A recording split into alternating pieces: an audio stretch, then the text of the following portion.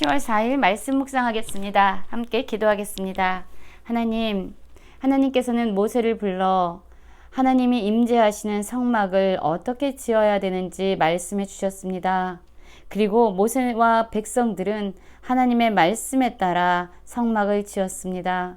우리 역시 우리의 삶에 또한 우리의 모든 곳에 하나님이 임재하시길 원합니다. 그리고 하나님의 말씀에 따라 우리가 순종하며 살아갈 수 있는 거룩한 백성 되게 하여 주시옵소서. 우리가 하나님이 거하시는 하나님의 성전이 되길 원합니다. 예수님 이름으로 기도했습니다. 아멘. 오늘의 말씀은 출애굽기 25장 23절부터 40절까지의 말씀입니다. 말씀을 함께 살펴보시기 전에 개인적으로 말씀을 꼭 읽으시고 묵상하는 시간 가지시기 바랍니다. 출애굽기 25장 23절입니다. 너는 조각목으로 상을 만들되 길이는 2규빗, 너비는 1규빗, 높이는 1규빗 반이 되게 하고 순금으로 싸고 주위에 금테를 두르고 그 주위에 손바닥 넓이만한 턱을 만들고 그 턱 주위에 금으로 테를 만들고 그것을 위하여 금고리 넷을 만들어 그 네 발 위, 네 모퉁이에 달되 턱 곁에 붙이라. 이는 상을 맬 채를 꿰을 곳이며 또 조각목으로 그 채를 만들고 금으로 싸라. 상을 이것으로 맬 것이니라 라는 말씀으로 시작하고 있습니다. 어제의 말씀을 보면 하나님께서는 시내산으로 모세를 불러서 그에게 성막을 어떻게 만들어야 되는지를 가르쳐 주셨습니다. 그리고 지성소 안에 있게 될 하나님의 언약궤, 법궤가 어떻게 만들어야 되는지 아주 상세하게 설명을 해주셨습니다. 그리고 오늘은 떡상과 또한 등잔대에 대해서 말씀을 하고 있습니다. 어제 하나님께서 말씀하신 언약궤는 지성소 안에 있을 것이고요. 그리고 오늘 말씀할 떡상과 또한 등잔대는 성소에 놓여질 것입니다. 하나님은 떡상과 등잔대에 대해서 말씀을 아주 상세하게 하여 주십니다. 떡상은 먼저 조각목으로 그 상을 만들라고 하셨고요. 여기서 2규빗, 너비는 1규빗, 높이는 1규빗 반이라고 말씀하셨는데 이 규빗은 한 50cm에서 45cm를 의미합니다. 한 50cm라고 생각을 할 때 길이는 100cm, 그리고 너비는 50cm, 높이는 75cm 정도의 상을 만들라고 합니다. 그리고 그 상 주위는 다 순금으로 테를 두르라고 말씀하고 있죠. 그리고 이 떡상 역시 하나님께서 움직이라고 하실 때마다 백성들은 성막을 다 거두어서 모든 그 안에 있는 부속품도 다 짊어지고 가야 됐습니다. 그래서 이 떡상에도 금고리 넷을 만들고 또한 채를 꿰서 움직일 수 있도록 만들라고 하나님께서는 말씀하고 있죠. 그리고 이제 또한 31절을 보면요. 등잔대를 말씀하고 있습니다. 이 등잔대는요.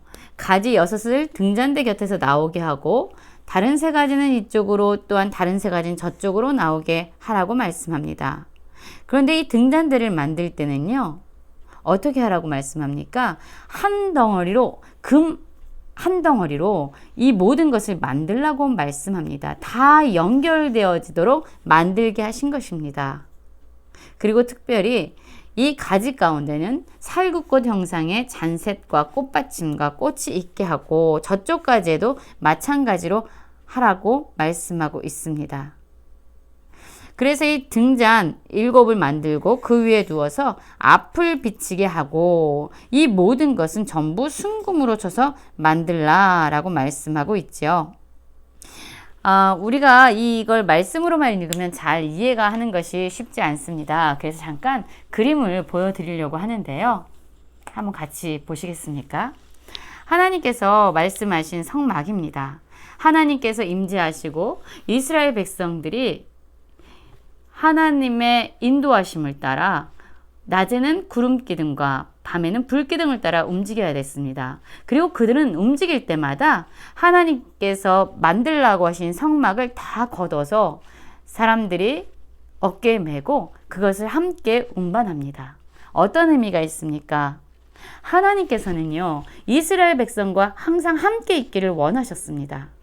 그들이 어디에 있든지 그들과 함께 동행하기를 원하셨습니다.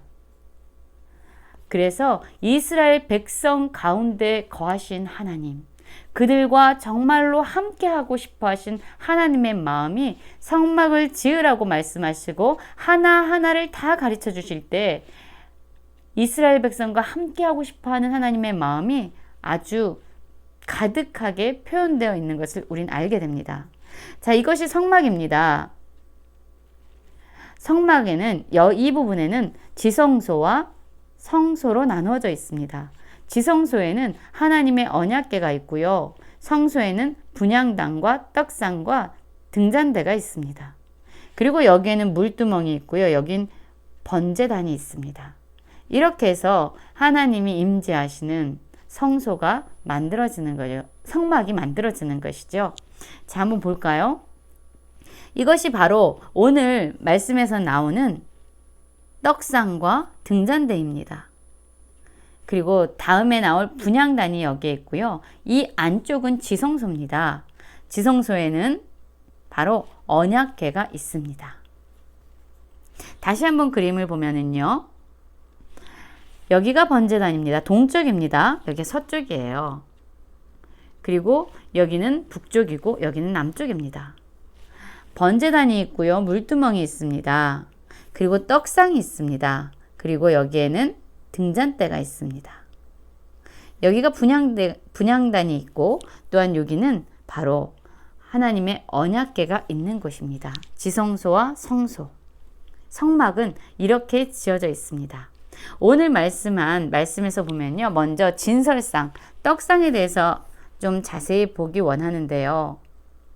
이 떡상은 아까 말씀드린 것처럼 길이는 한 100cm, 너비는 한 50cm, 높이는 75cm 정도의 상입니다. 그리고 주변은 다 금으로, 순금으로 쌓여 있습니다. 그리고 금태로 둘러져 있습니다. 이 떡상은 12덩이의 진설병이 하나님께 일주일마다, 안식일마다 교체되어야 했습니다. 12개씩 놓여 있어요. 그래서 한쪽에 6개가 올라가고 또 한쪽에 6개가 올라가서 12덩이가 하나님께 올려드려졌습니다. 사실 이 떡상의 의미는요. 하나님께서 우리의 삶의 공급의 근원자가 되심을 의미하고 있습니다. 하나님은 우리에게 일용할 양식을 주시는 분입니다. 그리고 또한 이 식탁의 교제를 하면서 하나님과 친밀한 교제를 누리는 것에 대해서 말씀하고 있습니다. 아까 말씀드린 궤를 만들어서 이것이 언제든지 짊어지고 움직일 수 있도록 만들어진 것입니다. 이것이 떡상입니다. 떡상을 기억할 때 우리는 하나님께서 우리의 공급의 근원자가 되시고 우리의 일용할 모든 양식을 허락하여 주시며 우리는 하나님과 함께 하나님 앞에서 기쁨으로 교제할 수 있는 그러한 은혜를 기억해야만 합니다. 또한 31절부터 보면은요, 등잔대의 모양이 나오고 있죠. 한번 등잔대를 볼까요? 등잔대는 바로 이런 모습으로 되어 있습니다. 이렇게 중앙에 가지가 있고요. 양쪽으로 또한 가지들이 펼쳐져 있습니다. 그래서 7개의 가지로 펼쳐져 있죠. 이 금초대는요, 한 덩어리의 금덩이로 말미암아 만들어진 것입니다. 그래서 이 등잔대가 하나로부터 연결되어지도록 하였습니다. 우리는 하나님 안에서 한 몸 된 지체입니다. 우리는 모두가 연결되어 있는 존재들이죠. 이 어둠 가운데 빛으로 오신 분은 바로 예수 그리스도이십니다. 또한 우리 역시 이 세상을 비추는 빛과 소금의 역할을 감당해야 되죠. 사실 이 성소 안에는요, 빛이 들어올 만한 공간이 없었습니다. 그러나 이 어두운 곳을 비출 수 있는 것은 오직 등잔대의 불빛이었습니다. 그것처럼 우리 가운데 빛을 주시는 분은 오직 하나님 한 분이십니다. 우리는 어둠 가운데 있는지 또한 우리의 마음이 어떠한지 우리가 어떠한 삶을 살아가고 있는지 우리는 알지 못합니다. 오직 주께서 우리의 마음에 빛을 비춰주실 때 우리는 어디로 나가야 되는지 무엇이 옳고 그른지 하나님의 진리가 무엇인지를 깨닫게 되죠. 여기는 꽃잔이고요. 꽃받침대와 꽃으로 연결되어 있는 것이죠. 그래서 살구꽃 형상의 잔색과 꽃받침과 꽃이 있게 하고 라고 말씀하실 때 표현이 이렇게 되어 있습니다. 오늘 우리는 떡상과 등잔대에 대해서 살펴보았습니다. 이것을 기억하십시오. 이것은 성소 안에 항상 있었습니다. 그리고 모세에 의해서 성막에 어떠한 것이 어떻게 지어져야 되는지 하나님은 말씀하셨고 모세는 그것을 가지고 백성들에게 말하죠. 하나님은 40절에 이렇게 말씀하고 있습니다. 40절 한 말씀만 보고 오늘은 마무리할 텐데요. 너는 삼가 이 산에서 내게 보인 양식대로 할지니라. 하나님이 임재하시는 곳, 또한 하나님이 우리의 삶에 일용할 양식을 공급하시는 공급의 근원자라는 것, 그리고 우리의 삶을 비춰주신 빛이시라는 것, 그리고 우리 역시 그렇게 살아가야 된다는 것은 우리의 생각대로, 우리의 소견대로가 아니라 하나님이 말씀하여 주시고 보여주신 것을 그대로 순종할 때에 우리의 삶에서 경험되어지는 것입니다. 오늘 하루도 우리의 공급의 근원자 되시고 우리의 삶의 빛이 되신 하나님과 함께 교제하면서 살아갈 수 있는 모든 성도님들 되시길 간절히 기도합니다.